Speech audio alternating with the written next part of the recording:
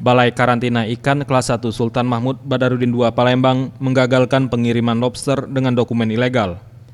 Lobster ini dikirim dari Jakarta serta tiba di gudang kargo Bandara Sultan Mahmud Badarudin II Palembang.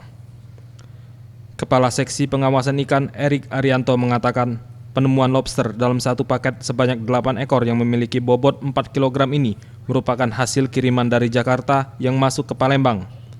Berawal saat petugas mencurigai beberapa dokumen dan sertifikat seperti tanda tangan petinggi di sertifikat, di mana petinggi yang menandatangani sertifikat tersebut telah mutasi beberapa bulan lalu.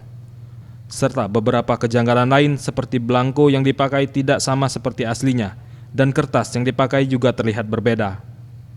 Saat ini pihaknya telah mengamankan penerima barang tersebut yang diketahui penerima tersebut merupakan pemilik restoran. Dari situ kita lakukan pengembangan dan saat ini kita sedang melakukan pengembangan ke daerah asalnya. Komoditi yang diamankan ini lobster air laut Panulirus jenis lobster bambu sebanyak 8 ekor.